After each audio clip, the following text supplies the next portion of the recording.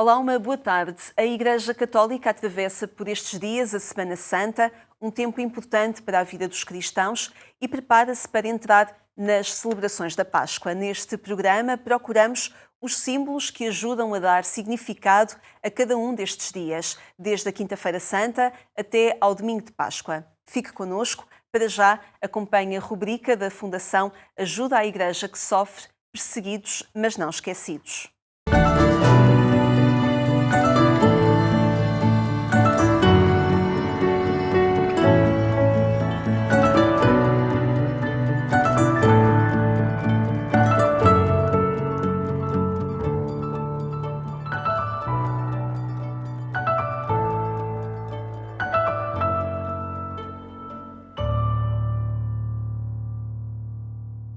Até onde vai a nossa fé? Que coragem temos quando dizemos que somos cristãos? Vale a pena pensar nisto. É fácil assumirmos o que somos num ambiente tranquilo, protegido, onde não há ameaças nem violência. Mas e se vivêssemos num país onde as igrejas precisam de ter muros à volta com arame farpado e guardas armados por causa dos ataques terroristas? E se as raparigas, as mulheres, as nossas filhas, sobrinhas, netas, corressem o risco real, constante, de serem raptadas, violentadas, forçadas a casar e a converterem-se ao Islão?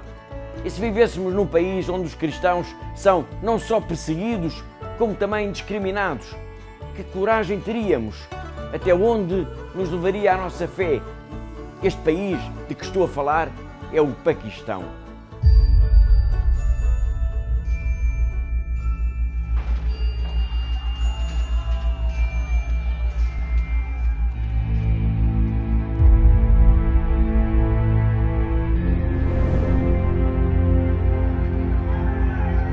In Pakistan, some extremist groups exploit religious sentiments to justify forced conversions. Minor girls being abducted by Muslim men for sexual exploitations in cover of marriage.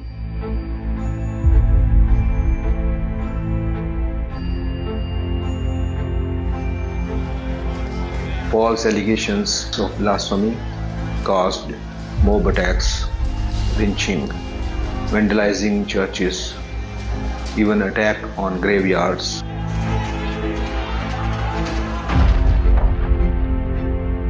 Existing issues still continue and raised insecurities in the daily life of the whole Christian community in Pakistan.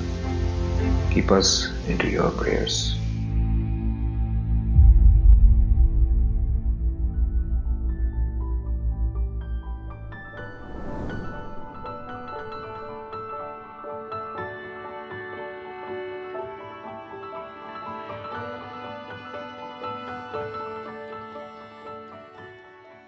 Naim Yousaf, que acabamos de escutar, é o responsável pela Comissão Nacional Católica de Justiça e Paz do Paquistão. Ele sabe do que fala quando nos diz que os cristãos arriscam todos os dias a sua vida neste país.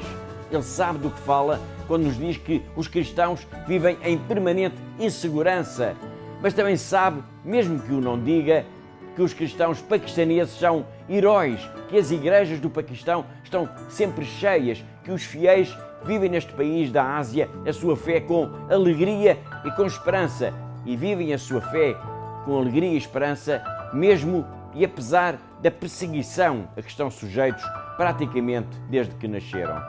Todas as semanas nós marcamos encontro aqui, porque há uma igreja que precisa da nossa ajuda.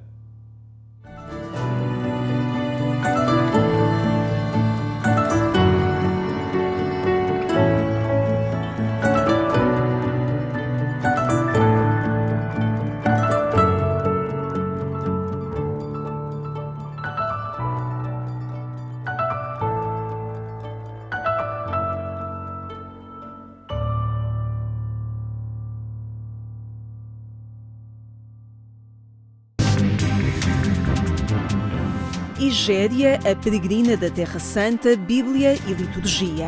Um relato do século IV fundamental para a Semana Santa na atualidade. É graças à peregrina Egéria, que viveu no final do século IV, que conhecemos os rituais que envolviam as celebrações da Semana Santa no princípio do cristianismo. Ela descreve no seu livro Itinerário a liturgia que se desenvolveu em Jerusalém, teatro das últimas horas da vida de Jesus, e compreende o intervalo do tempo que vai de Domingo de Ramos à Páscoa. Egéria, o seu itinerário, nós sabemos que também das celebrações da Semana Santa, que ainda hoje somos herdeiros, ainda hoje aquilo que Egéria escreveu sobre o que encontrou em Jerusalém é importante para nós, para a forma como nós celebramos a Semana Santa. Mas aquilo que eu lhe pergunto desde logo é o que é que está nesta obra, o que é que o leitor pode encontrar nesta obra Egéria, a peregrina da Terra Santa? O leitor pode encontrar um resumen del itinerario. El itinerario, como está dividido en dos partes, o si no dividido, es compuesto de dos partes. La primera parte describe sus peregrinaciones o sus viajes fuera de Jerusalén. En la segunda parte se centra en Jerusalén, concretamente en la liturgia, y describe la liturgia de Jerusalén, comenzando por la liturgia de los días ordinarios, y luego la liturgia de los domingos, y luego el año litúrgico. Pues esta es fundamentalmente lo que se puede encontrar en el libro. É um livro, eu diria, memorial, mas também existencial, vivencial.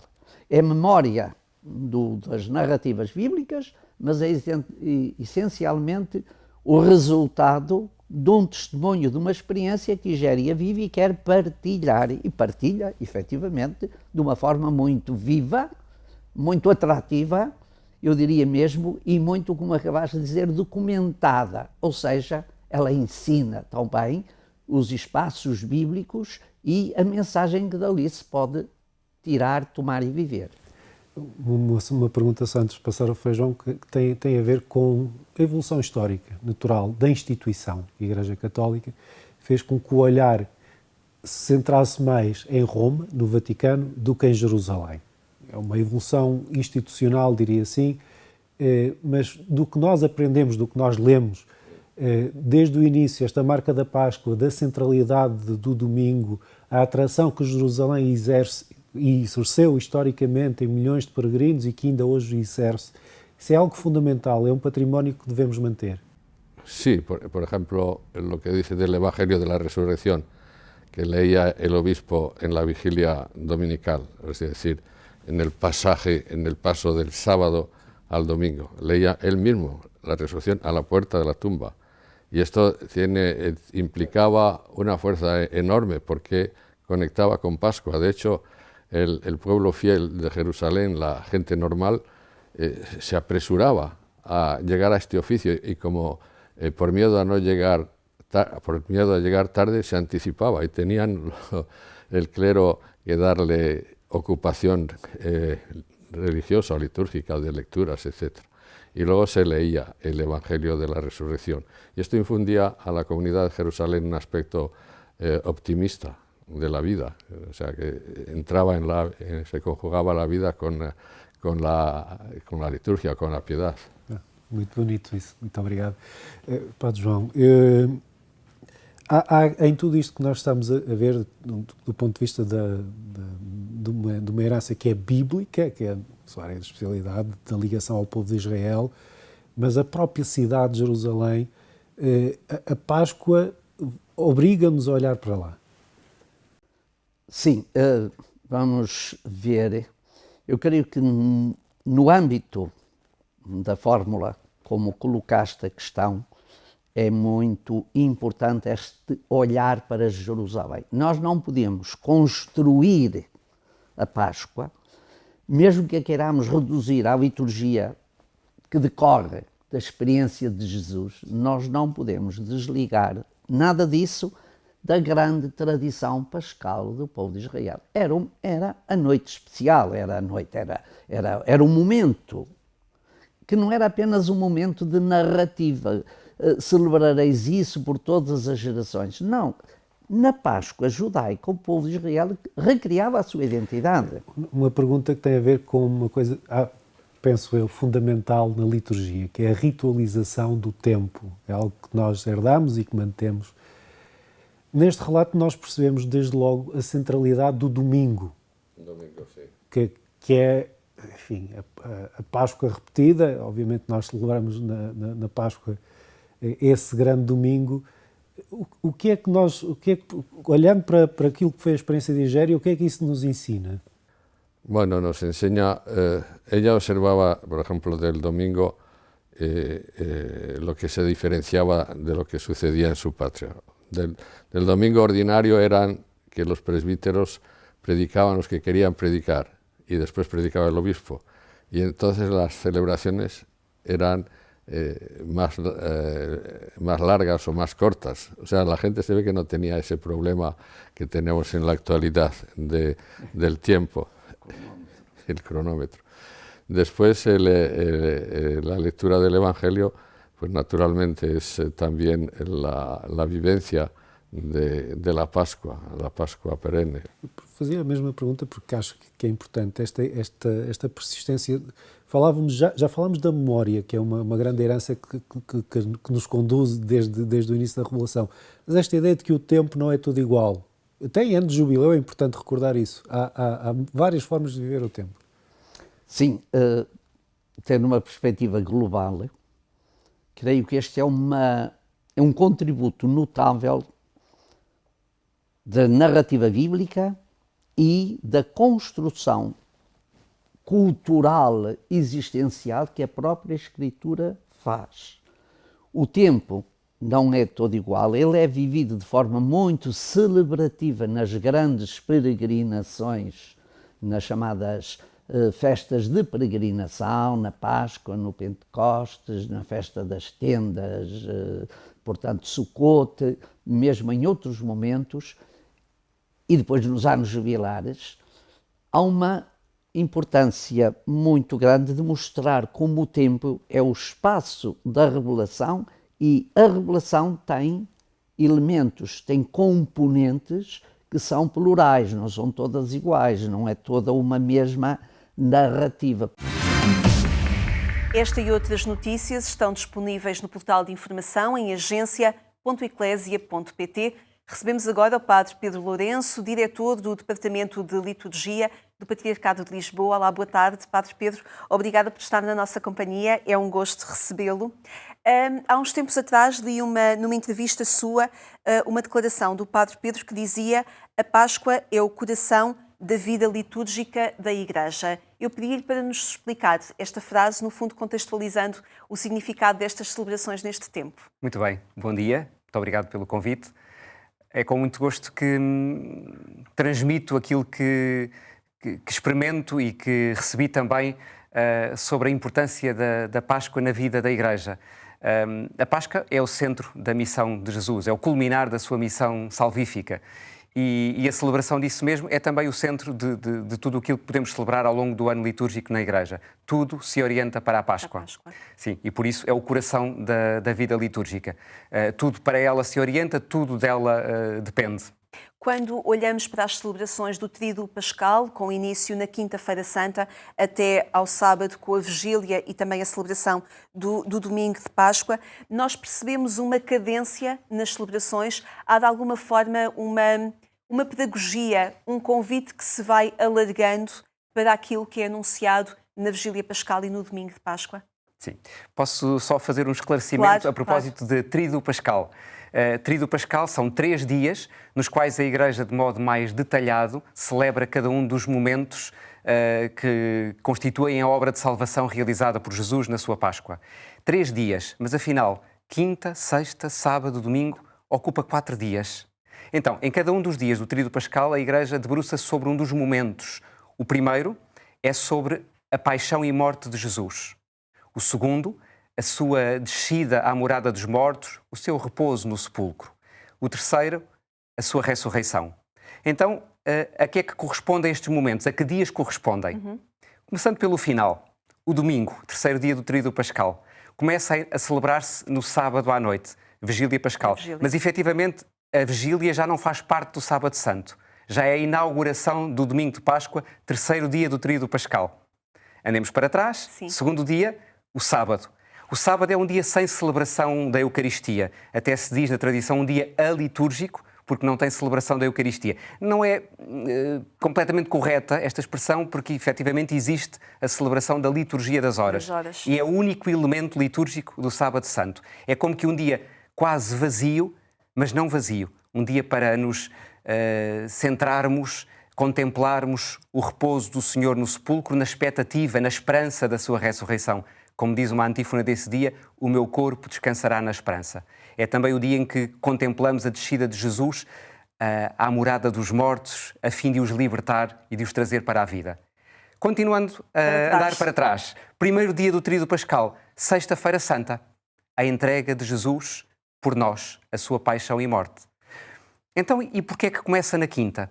Segundo a tradição litúrgica, que já vem da tradição judaica, os dias importantes começam a celebrar-se no entardecer do dia anterior. Mas, efetivamente, o primeiro dia do tríduo pascal é a Sexta-feira Santa, que começa a celebrar-se, por isso mesmo, na tarde de quinta. E é muito interessante reparar que a missa da Ceia do Senhor, com que inauguramos o tríduo pascal, e a celebração da paixão e morte do Senhor na sexta, são dois momentos de uma única realidade. A entrega de Jesus para nos salvar. Antes de consumar esta entrega, morrendo na cruz, Jesus entregou-se nos sinais do pão e do vinho, quando disse: isto é o meu corpo, entregue por vós, este é o cálice do meu sangue, que será derramado por vós, fazei isto em memória de mim. E também na celebração do lava-pés, mostrando o serviço. Sim. O fundamental da celebração de Quinta-feira Santa, a abrir o tríduo pascal, é efetivamente a Eucaristia.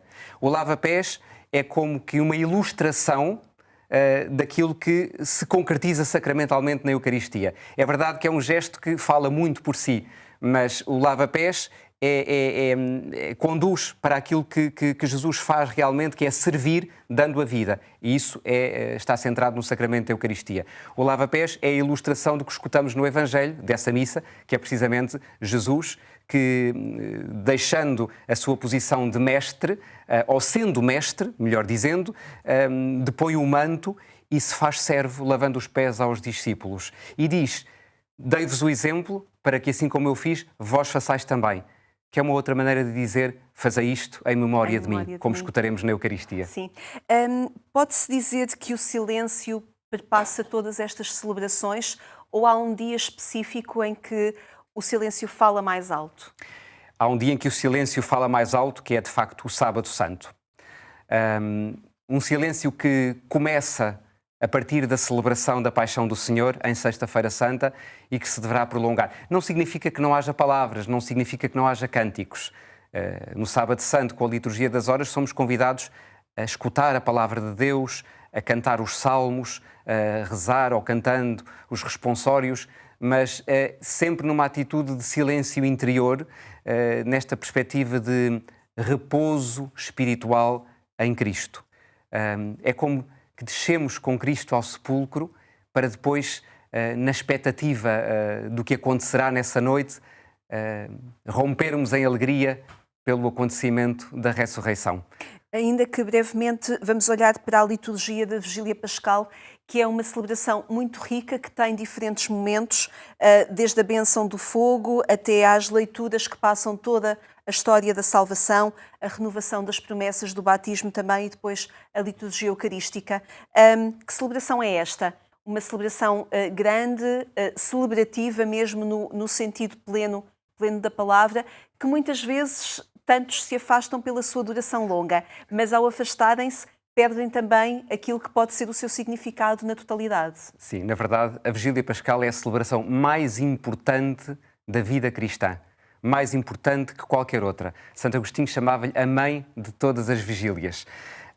Na origem, esta era a única celebração da Páscoa. Ainda antes da Igreja detalhar em 3 dias os diversos momentos da obra pascal, tudo se concentrava nesta noite, nesta celebração. De facto, é uma celebração que começa pela escuridão, que evoca a morte, e na escuridão brilha a luz de Cristo ressuscitado, simbolizada na bênção do fogo e no círio pascal que se acende, e portanto nesta primeira parte da celebração, chamada Lucernário, é o louvor da luz que é Cristo ressuscitado.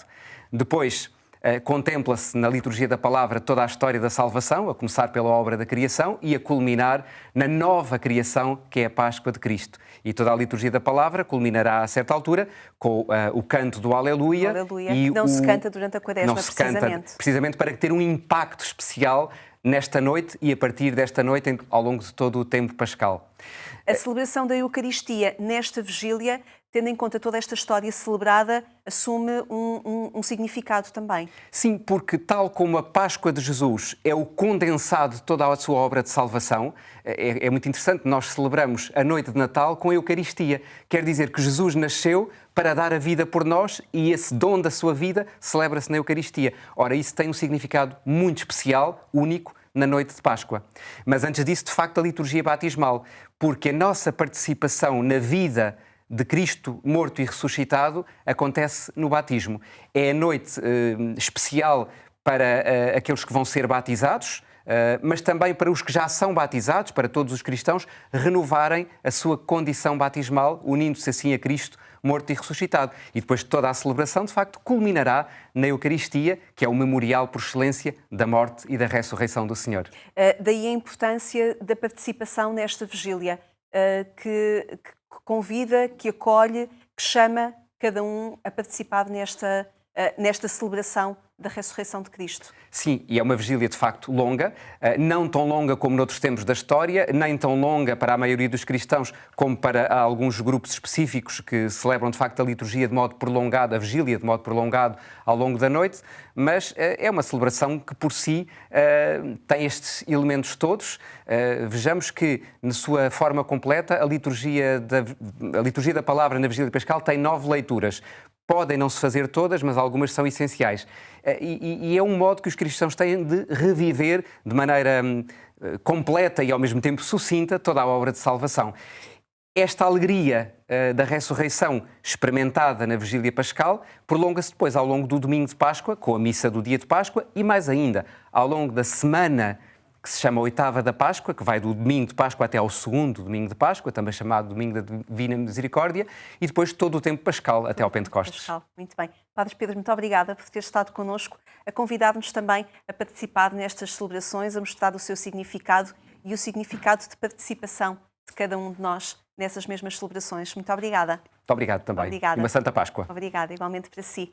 Obrigada a si também por se manter desse lado. Marcamos encontro amanhã, aqui na RTP2, pelo mesmo horário.